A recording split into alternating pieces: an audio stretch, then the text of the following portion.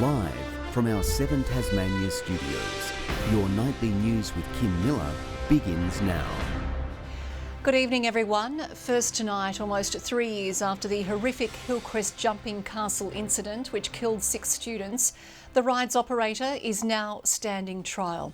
After pleading not guilty to a health and safety charge, Rosemary Gamble is now defending her role in the tragedy. Nick Kelly is covering the case for us and joins us live from the Magistrates Court in Devonport. Nick, this was an event which rocked all Tasmanians. Oh, absolutely, Kim. And as expected, it was a full house here today. The courtroom overflowing into special viewing rooms which have been set up for family and members of the media. And as the Crown Prosecutor read her opening statement, many of the people watching on would have had their guts absolutely wrenched listening into that. She read from parts of statements from students who witnessed that terrible ordeal, including descriptions of bodies falling from the jumping castle while it was high up in the air, whipped up by what's been described as a mini tornado on an otherwise clear and calm day. It was supposed to be a fun end-of-year celebration at Hillquest Primary, but December 16, 2021 would be life-changing for an entire community. A jumping castle and zorb balls flung into the air by the wind, the half-ton jumping castle landing more than 60 metres away. A tragedy claiming the lives of 6 students and seriously injuring 3 others. This morning, hugs and hand-holding as their families arrived at Devonport Court, where a magistrate will decide whether the incident could and should have been avoided. Rosemary Gamble was the sole trader running TasZorb, hiring out the inflatable amusements primarily on weekends for markets and fetes. It was her jumping castle and zorb balls which took flight around 10 that morning by what multiple witness statements describe as a strong breeze out of nowhere that was swirling like a mini tornado. Prosecutor Madeline Wilson reading one teacher's account who described a nice refreshing breeze before the zorbs were lifted in the air. He then looked and saw the jumping castle crash on the other side of the oval. Miss Wilson telling the court Australian standards dictate the castle should have been held down at all 8 anchor points with pins 16 millimetres in diameter. However, the castle was only secured at 4 points with smaller pins. However, defence lawyer Chris Dockeray points blame at the manufacturer and Australian distributor, saying only those 4 pins were supplied with the castle and instructions simply said to extend straps and to drive provided stakes through the ring of each strap. Adding the gust was a rare event not predicted or recorded in the Devonport area, described as a giant vacuum cleaner nozzle that sucked the first zorb 10 metres in the air, then the second and third, moments later seen above the jumping castle. Now, crucial to this case will be whether or not Miss Gamble adequately took all the steps to mitigate the risk of such an accident, whether all precautions were taken to make sure these inflatables didn't leave the ground, and whether, as the defence is arguing, this kind of freak accident could have been avoided at all. Now, over coming days, we'll be hearing from several experts, including an engineer and a meteorologist. Tomorrow, it is the Chinese manufacturers of the jumping castle taking the witness stand. Kim, this is quite a lengthy trial, expected to run for 2 weeks.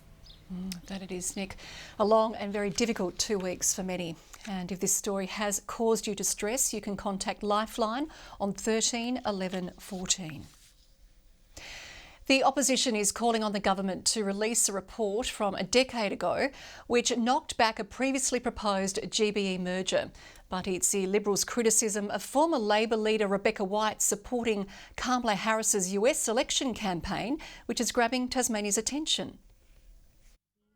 Tasmanian politics and the US election colliding on social media. Rebecca White taking to Instagram while in America, supporting Kamala Harris's run for the US presidency. The Tasmanian Liberals quick on the attack. But that's fueled speculation. The party is backing controversial candidate Donald Trump.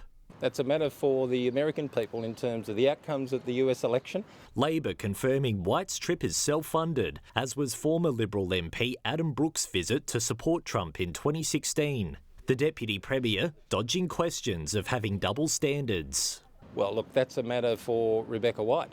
The war of words erupting just as the government hopes for a smoother reception for its reforms to state-owned businesses, holding its first round table with business leaders. One of the biggest issues that Tasmania faces right now is a housing crisis. it's taking too long to build some of our houses. What we want to get out of this is a stronger economy for Tasmania and for these entities to be working for all Tasmanians in different ways. After criticising the option of privatising GBEs yesterday, the opposition has today slammed the proposed merger of TT Line, Tasports and Tasrail, citing a Treasury report from 2015, which found merging Tasports with Tasrail wasn't worthwhile. Back then it was destabilising to have this merger question live, and they decided to move away from that. It's very important that we have fresh eyes, that we look at the benefits of a merged entity.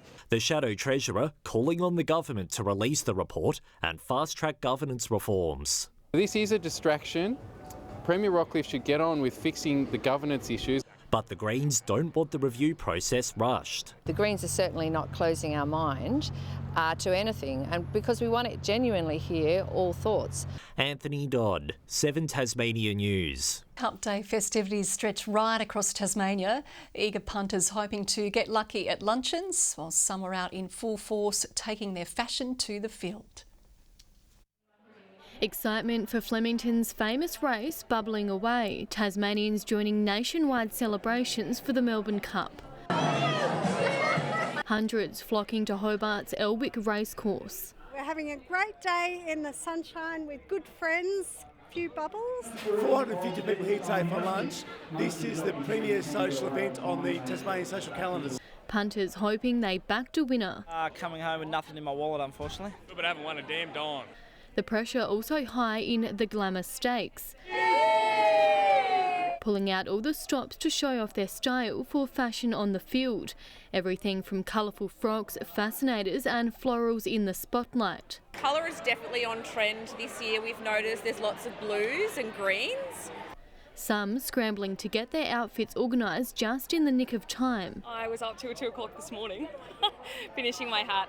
Revellers also soaking up atmosphere on the waterfront. It's been beautiful, yeah, lovely people, great location. Up north, the Friends of Clifford Craig Luncheon combining fundraisers with fascinators, celebrating a long-standing tradition. I'm really passionate about the support and services they provide for the community. The event drumming up a large chunk of the $30,000 the foundation raises each year for health and medical research. All of those funds really stay in northern Tasmania to help our families, our friends and our neighbours. Rebecca Gatineris, 7 Tasmania News. But it hasn't been a day of celebrations for all. Animal rights activists have condemned the horse racing industry, saying nup to the cup. The Greens joining in the fight, calling for the industry to be shut down in Tasmania. There's inherent cruelty baked into the racing industry.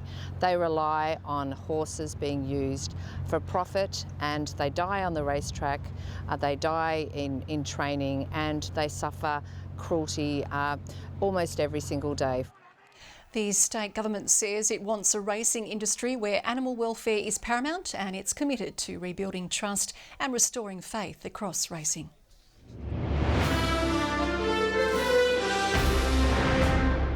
As temperatures start to climb, Hobart residents are being urged to prepare their properties and brush up on their bushfire plan ahead of the summer months. The council is calling on ratepayers to be ready no matter where they live. Every property in the city of Hobart is potentially at risk from bushfire, because it's not just about being right next to the bushland. It is also about protecting yourself from ember attack. But the landscape is drying out very, very quickly between rain events, so it is probably quite deceptively dry out across the landscape at the moment, which is why we're really urging people to get their properties ready. Fire crews will be conducting fuel reduction burns across council land over the coming weeks. It started in the Queen's Domain today. A long-running strike at Saputo's Burnie plant has finally ended after maintenance staff won their fight for pay parity. The result is being hailed a victory for the state by unions, with hopes it could pave the way for other Tasmanian workers. Back to work with smiles on their faces. These Saputo maintenance employees preparing to clock on, ending a 20-week strike. They'd walked off the job months before with demands for a 21% wage claim on the table to reach pay parity with Saputo workers in Victoria. Their Stop Work campaign saw them go week after week without pay. It has been tough on families. There was a lot of sacrifices made in the last 5 months to get this win. It definitely didn't come easy, but it was something that 24 of us believed so strongly in, and we stuck together and we got the win. The unions representing the workers pleased the prolonged dispute is finally at an end after negotiations progressed through the Fair Work Commission. It was a long haul, 5 months on strike, 20 weeks on strike. The members were prepared to stay out as long as it took. Saputo employees are encouraging Tasmanian workers in other industries who are being paid less than their mainland colleagues to follow their lead and push for pay parity. So we are hoping that the word spreads and that more Tasmanian workers fight for better pay and conditions in a whole range of industries, because no one should accept that just because you live in Tasmania you should be paid less.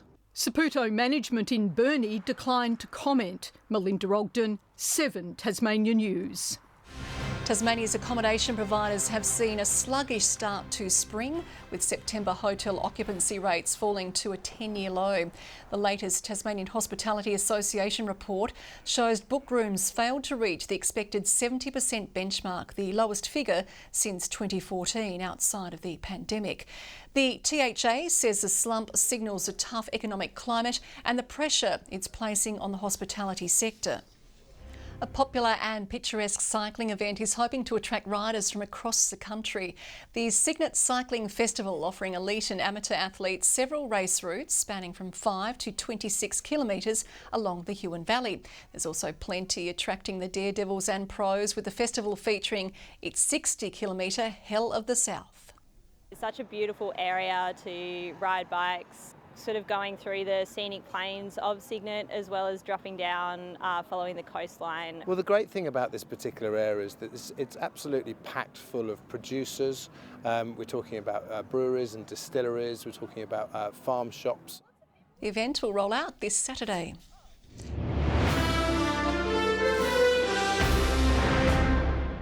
The Hurricanes will be looking to get their WBBL season back on track when they take on the Sixers at Ninja Stadium tomorrow night.